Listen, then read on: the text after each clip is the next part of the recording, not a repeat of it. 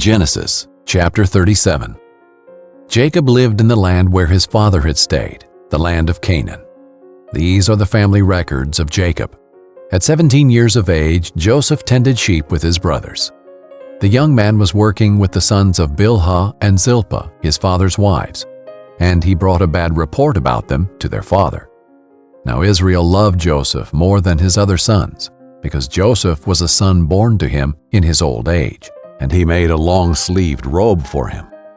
When his brothers saw that their father loved him more than all his brothers, they hated him and could not bring themselves to speak peaceably to him.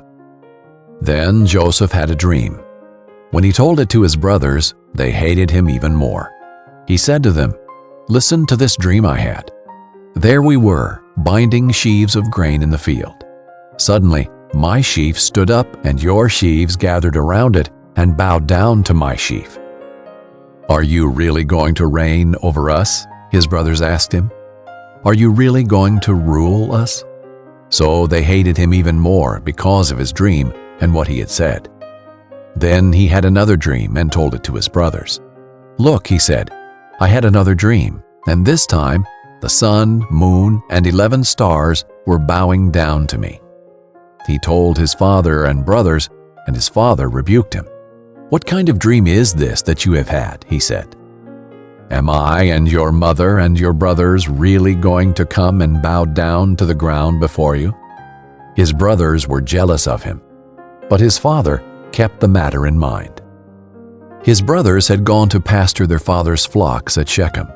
Israel said to Joseph, "Your brothers, you know, are pasturing the flocks at Shechem. Get ready, I'm sending you to them." "I'm ready," Joseph replied. Then Israel said to him, "Go and see how your brothers in the flocks are doing, and bring word back to me." So he sent him from the Hebron valley, and he went to Shechem. A man found him there wandering in the field and asked him, "What are you looking for?"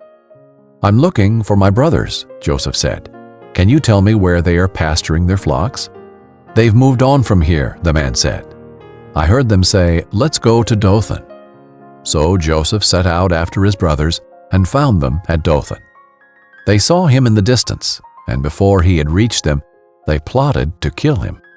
They said to one another, "Oh, look, here comes that dream expert. So now come on, let's kill him and throw him into one of the pits. We can say that a vicious animal ate him. Then we'll see what becomes of his dreams." When Reuben heard this, he tried to save him from them. He said, "Let's not take his life." Reuben also said to them, "Don't shed blood. Throw him into this pit in the wilderness, but don't lay a hand on him," intending to rescue him from them and return him to his father. When Joseph came to his brothers, they stripped off Joseph's robe, the robe of many colors that he had on. Then they took him and threw him into the pit. The pit was empty, without water.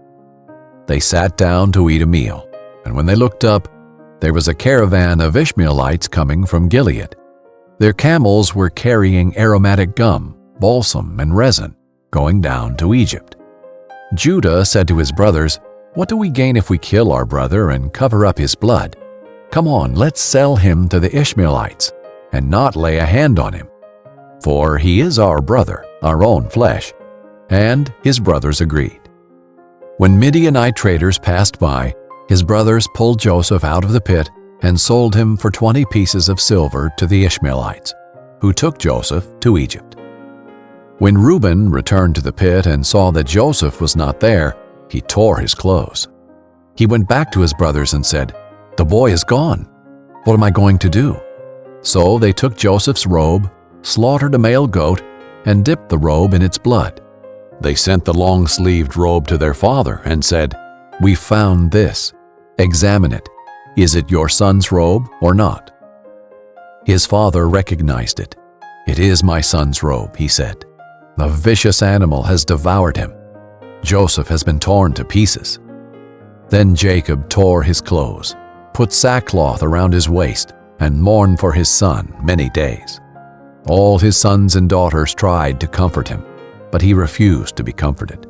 "No," he said, "I will go down to Sheol to my son, mourning." And his father wept for him.